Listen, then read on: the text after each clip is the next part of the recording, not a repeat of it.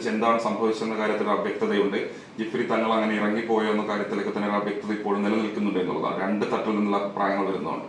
അത് നുണ പറയുന്നതിന് ഇപ്പോൾ വേറെ രക്ഷയില്ല, പരിഹാരം അല്ലെങ്കിൽ വ്യാഖ്യാനം നൽകാൻ കഴിയില്ല. ഈ പറഞ്ഞ സംഗതികളൊക്കെ ഞാൻ പറയുന്നത് പോലെയാണ് അവിടെ സംഭവിച്ചിട്ടുള്ളത്. തങ്ങൾ ഇറങ്ങിപ്പോയി എന്നുള്ളതും അങ്ങനെ തന്നെയാണ് അതിനെപ്പറ്റി പറയാം. ഞാൻ പോവുകയാണ്, നിങ്ങൾ യോഗം നടത്തിക്കോളി എന്ന് പറഞ്ഞു തങ്ങൾ. യോഗം തുടരാൻ കഴിഞ്ഞില്ല. അപ്പോൾ വൈസ് പ്രസിഡന്റ് യോഗം അവസാനിപ്പിച്ചതായി പറഞ്ഞു. 3 സ്ഥലത്തും ചൊല്ലി പിരിഞ്ഞു. ഉണ്ടായത്. പിന്നെ എന്തുകൊണ്ടായിരിക്കും സമസ്തയുടെ ഔദ്യോഗിക ലെറ്റർപാടിൽ അത്തരമൊരു സംഭവം ഉണ്ടായിട്ടില്ല എന്നൊരു പ്രസ്താവന പുറത്തു വന്നത്? അത് സമസ്തയുടെ ഓഫീസിൽ അന്വേഷിച്ച് ഉറപ്പുവരുത്തേണ്ടതാണ്. കൃത്യമായിട്ട് പറയാൻ കഴിയില്ല ആരാണ് എഴുതിയതെന്നും. ജിഫ്രി തങ്ങളുടെ ഒന്നും അറിവോടുകൂടി പുറത്തു വന്നതാവില്ല. ആകാൻ സാധ്യതയില്ലല്ലോ, കാരണം ജിഫ്രി തങ്ങൾ ഇറങ്ങിപ്പോയ ആളാണല്ലോ. എന്താണ് സമസ്തയുടെ മുഷാവറയുടെ ചരിത്രത്തിൽ തന്നെ ആദ്യമായിട്ടാവില്ലേ ഇത്തരമൊരു സംഭവം ഉണ്ടാകുന്നത്? എന്താണ് യഥാർത്ഥത്തിൽ സംഭവിച്ചുകൊണ്ടിരിക്കുന്നത്? തീർച്ചയായും അതായത് 21 ലക്ഷത്തോളം സന്തുഷ്ടരായ ഉപഭോക്താക്കളും 2 ലക്ഷത്തോളം തിമിര ശസ്ത്രക്രിയകളും പൂർത്തിയാക്കിയ മലബാറിലെ ഏക കണ്ണാശുപത്രി Al Salama high hospital, hospital road, Perinthalmanna.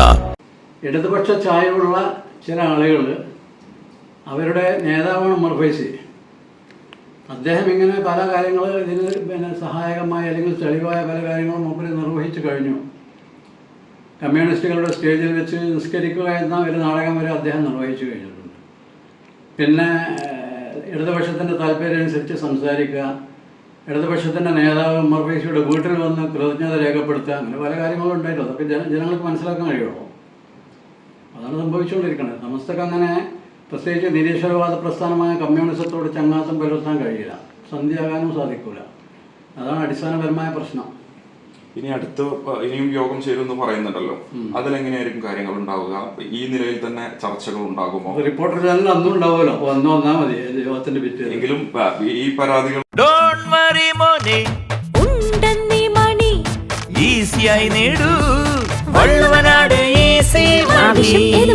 പണം ഞങ്ങൾ തരും. ഇനിയും ചർച്ച വേണമെന്ന് അങ്ങുൾപ്പെടെയുള്ള ആളുകൾ ആവശ്യപ്പെടുന്നു.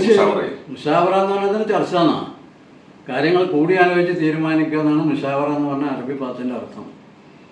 അതിൽ ഈ കൂടിയാലോചനകൾക്ക് വിധേയരാകാത്ത ആളുകളെ സംബന്ധിച്ചിടത്തോളം പിന്നെ പരിഹാരം കാണേണ്ടി വരും, അല്ലെങ്കിൽ അവർ കൂടിയാലോചനയ്ക്ക് വിധേയരാകേണ്ടി വരും. മറ്റൊരു സംശയം ചോദിച്ചോട്ടെ, സമസ്തയുടെ ചരിത്രത്തിൽ ആദ്യമായിട്ടുള്ള ഒരു മുഷാവറ അംഗം പാണക്കാട് കുടുംബാംഗത്തെ ഈ നിലയിൽ പരോക്ഷമായിട്ട് വിമർശിക്കുന്നത്, ഉമർ ഫൈസിയുടെ വിമർശനം സമസ്ത മുഷാവറയിൽ ഞാൻ മുമ്പുണ്ടായിട്ടില്ല.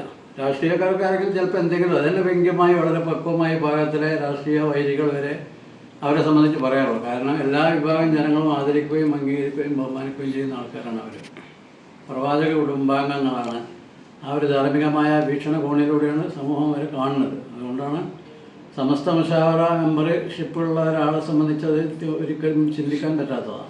മറ്റൊരു മുഷാവറ അംഗം എന്ന നിലയിൽ ഈ ഒരു വിഷയത്തിൽ സമസ്ത ഉമർ ഫൈസിയോട് എന്ത് നടപടി സ്വീകരിക്കണമെന്നാണ് അങ്ങ് ആവശ്യപ്പെടുന്നത്? അതിനെപ്പറ്റി ചിന്തിച്ചിട്ടില്ല. ആലോചനയിൽ നിന്ന് ഉരുത്തിരിയുന്ന രീതിയിലുള്ള കാര്യങ്ങൾ മുന്നോട്ട് പോകണം. എങ്കിലും ഒരു മഹല്ല് ഖാദിയൊക്കെ എന്നൊക്കെ തന്നെ പറയുമ്പോൾ അതിനനുസരിച്ചുള്ള യോഗ്യതകൾ വേണം. അതില്ലാത്തവരാണ് ആയിക്കൊണ്ടിരിക്കുന്നത് എന്നൊരു വിമർശനം ഉൾപ്പെടെ അദ്ദേഹത്തിന്റെ പ്രസംഗത്തിൽ ഉന്നയിക്കുന്നുണ്ട്. പേരെടുത്ത് പറയുന്നുമില്ല. അതൊരു വസ്തുതയല്ലേ? പേരെടുത്ത് പറയേണ്ടത് ആളുകൾക്ക് മനസ്സിലാവുമല്ലോ. 4 കാലിൽ നടക്കുന്നൊരു ജീവി, അതിന് പിന്നീട് മേലോട്ട് വളഞ്ഞൊരു വാലും ഉണ്ടാവും, ഇടയ്ക്ക് കുരക്കും എന്ന് പറഞ്ഞാൽ മനസ്സിലാവും. അങ്ങനെയാണ് അദ്ദേഹത്തിൻ്റെ പ്രസംഗം ഉണ്ടായിട്ടുള്ളത്. അങ്ങനെ തന്നെയാണ് ജനങ്ങൾ മനസ്സിലാക്കിയിട്ടുള്ളത്. ഞാൻ തങ്ങളെ ഉദ്ദേശിച്ചിട്ടില്ല എന്ന് പറയുന്നത് ശുദ്ധ വ്യാജമാണ്. വ്യാജമാണെന്ന് പറയാൻ കാരണം ഇല്ലെങ്കിൽ ആരെ ഉദ്ദേശിച്ചു എന്നതിന് മറുപടി പറയേണ്ടതുണ്ട്. ആ മറുപടി ഇന്നലെ മുഷാവറയിൽ ഞാൻ ഉന്നയിച്ചിരുന്നു. ആർക്കും മറുപടി പറയാൻ കഴിഞ്ഞിട്ടില്ല.